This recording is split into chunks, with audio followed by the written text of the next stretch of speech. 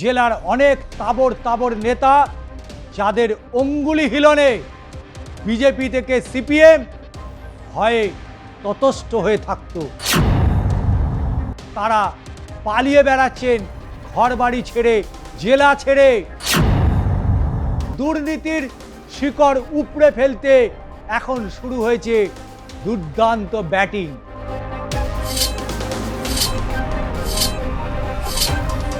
প্রাক্তন মন্ত্রী থেকে শুরু করে ব্লক স্তরের নেতা, অভিযোগ থাকলে কাউকে রেয়াত করছে না সরকার।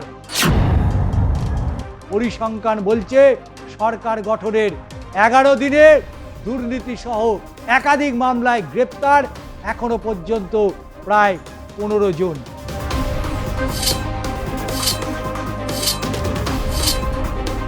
বাংলা জুড়ে অ্যাকশন রিয়াকশন চালু হয়ে গিয়েছে, শুরু হয়েছে ধরপাকড়। পালিয়ে বেড়াচ্ছেন জেলার অনেক তাবড় তাবড় নেতা যাদের অঙ্গুলি হিলনে বিজেপি থেকে সিপিএম ভয়ে ততস্থ হয়ে থাকত, আর আজ তারা পালিয়ে বেড়াচ্ছেন ঘরবাড়ি ছেড়ে, জেলা ছেড়ে। কোথায় লুকাবেন, কোথায় মুখ লুকাবেন? লুকানোর জায়গা তো আর নেই। সময় পরিবর্তন হয়ে গিয়েছে, কারণ দুর্নীতির শিকড় উপড়ে ফেলতে এখন শুরু হয়েছে দুর্দান্ত ব্যাটিং। শুভেন্দু সরকারের 13 দিনে গ্রেপ্তার সুজিত বসু থেকে পাপ্পু পর্যন্ত। 9 মে মুখ্যমন্ত্রী শপথ নিয়ে দুর্নীতিমুক্ত বাংলার প্রতিশ্রুতি দিয়েছিলেন। যেমন কথা তেমন কাজ। তিনি বলেছিলেন বাংলা থেকে দুর্নীতি মুক্ত করবেন, আর শুরু হয়েছে সেই দুর্নীতি মুক্তর কাজ। শুরু থেকেই শক্ত হাতে বাংলার রাজ ধরার চেষ্টা করেছেন তিনি। দুর্নীতিকে গোড়া থেকে উপড়ে ফেলার জন্য যা যা পদক্ষেপের প্রয়োজন তাই করছেন তিনি।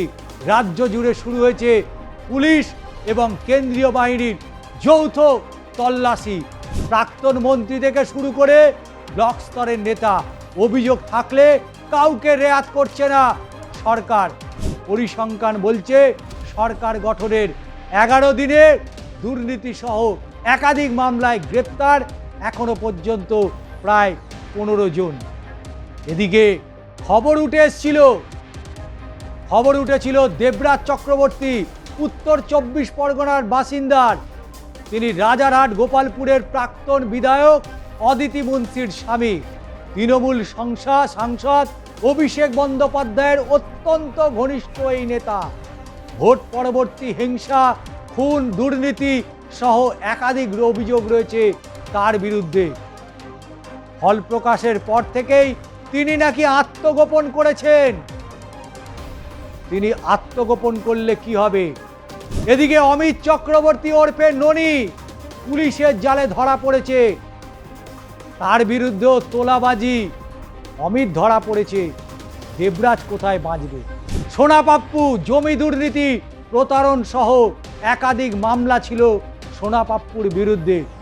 গোলপার্কে কাকুলিয়া বোমা গুলিকাণ্ডের পর তারপর তিনি বেপাত্তা হয়ে যান এবং সোমবার সকালে সল্টলেকে সিজিও কমপ্লেক্সে ইডি দপ্তরে সস্ত্রীক হাজির হয়েছিলেন সোনা পাপ্পু ওরফে বিশ্বজিৎ পোদ্দার। আর ব্যাস, গ্রেপ্তার। এই দিনেই গ্রেপ্তার হন আসানসোলের তৃণমূলের ব্লক সভাপতি রাজু অহলিওয়ালিয়া। তার বিরুদ্ধে তোলাবাজি সহ একাধিক অভিযোগ ছিল সরজিৎ বিশ্বাসের বিরুদ্ধে, গৌরীশঙ্কর মাহেশ্বরী, মৌমিতা ভট্টাচার্য। একই দিনে গ্রেপ্তার হয়েছেন 5 জন।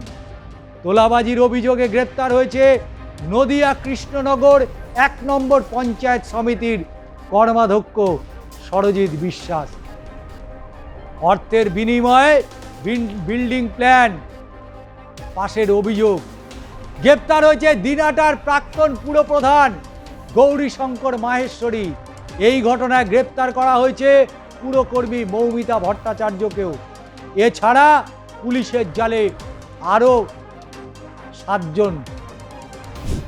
ওদিকে প্রাক্তন ডিসি প্রাক্তন ডিসি শান্তনু সিংহ বিশ্বাস সোনাপাপ্পুর মামলায় যার নাম জড়িয়েছিল মমতা বন্দ্যোপাধ্যায়ের বিশেষ আস্থাভাজন প্রাক্তন ডিসি শান্তনু সিংহ বিশ্বাস, তাকে একাধিকবার তলব করেছিল ইডি। বাঁচতে চেয়ে কলকাতা হাইকোর্টে দ্বারস্থ হয়েছিলেন, কিন্তু পরবর্তীতে তার নামে জারি হয়েছিল লুকআউট নোটিশ। দীর্ঘদিন লুকিয়েও লাভ হয়নি। 14ই মে ইডি দপ্তরে হাজিরা দেন তিনি। ম্যারাথন জিজ্ঞাসাবাদের পর তাকে গ্রেপ্তার করা হয়েছে।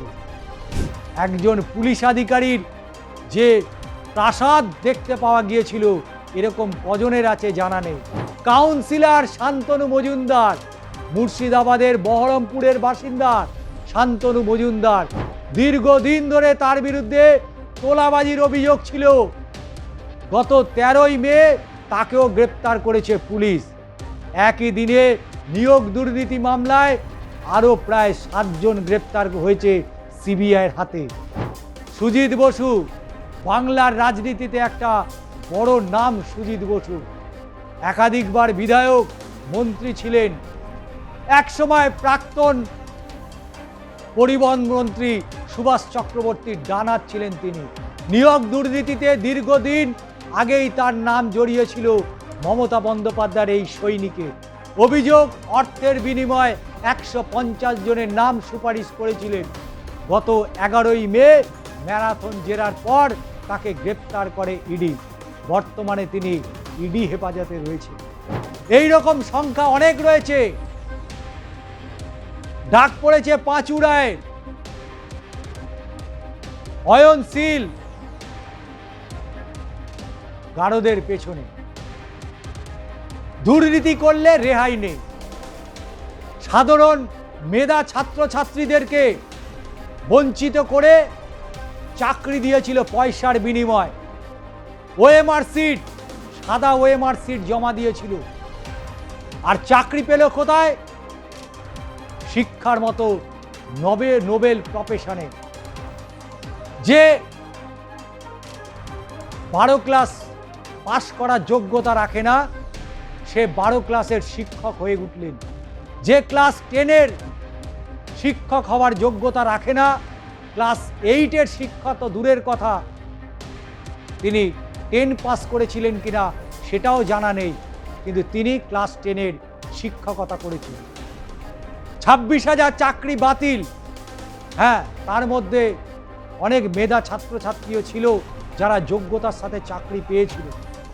তাদের অনেকেই দুর্দিনের মধ্যে দিয়ে দিন কাটাতে হয়েছে। পাড়ায় এলাকায় তাদের গায়ে তকমা লাগিয়ে দেওয়া হয়েছিল, অর্থের বিনিময়ে চাকরি পেয়েছে। কারণ তৃণমূল সরকারের পায়ের চুল, নখ থেকে মাথার চুল পর্যন্ত দুর্নীতিতে ভরে গিয়েছিল। কয়লা থেকে শুরু করে, পাথর থেকে শুরু করে, বালি থেকে শুরু করে, গরু থেকে শুরু করে, শিক্ষা, বিভিন্ন সরকারি দপ্তর, বন দপ্তর থেকে শুরু করে দমকল দপ্তর, প্রতিটা দপ্তরে দুর্নীতি হয়েছে।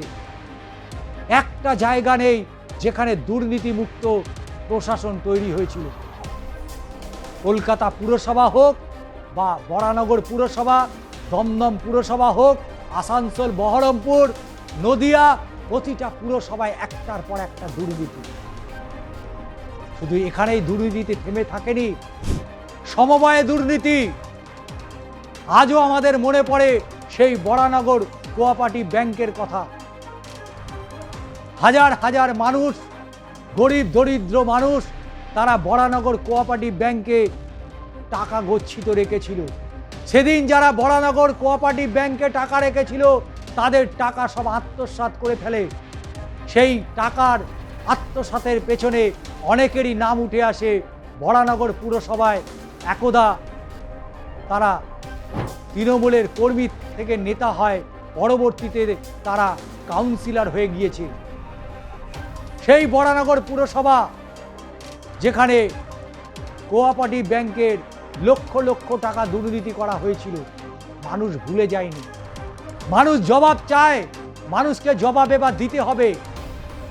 লক্ষ লক্ষ কোটি কোটি টাকা ব্যাগে করে নিয়ে বাড়িতে পৌঁছেছিলেন, জবাব দেবেন না? জবাব দিতে হবে না? দুর্নীতির সিন্ডিকেটে তৃণমূলের নেতা কর্মীদের মাথা অবধি ডুবে গেছে। আজকে একজন নিজের বাড়িতে প্লাস্টার করতে গেলে স্থানীয় তৃণমূল নেতার কাছে অনুমতি নিতে হতে হয়। কাউন্সিলরের কাছে অনুমতি না নিলে তার বাড়িতে রিপেয়ার করতে পারবে না। বাড়িতে সিলিং দিতে গেলে তৃণমূলের কাউন্সিলরের কাছে যেতে হবে। বাড়ির সামনে বালি ইট পড়েছে, তৃণমূলের ওই পচা পটলরা এসে জিজ্ঞাসা করে যে কাকে জিজ্ঞেস করে আপনি মাল নিয়েছেন, কাকে জিজ্ঞেস করে ইট বালি সিমেন্ট নিয়েছেন। আপনারা জানেন না এই ইট বালি সিমেন্টের কারবার আমরা করি, আমাদেরকে বাদ দিয়ে আপনি অন্য জায়গা থেকে নিয়ে নিলেন। আজকে জবাব দিতে হবে, আজকে কৈফিয়ত দিতে হবে। আজ কৈফিয়ত যদি না দিতে পারেন তাহলে জেলের ঘানি টানতে হবে। আর সেই ব্যবস্থাই শুভেন্দু অধিকারী করছেন, সেই ব্যবস্থা রাজ্যের নতুন মুখ্যমন্ত্রী করছেন।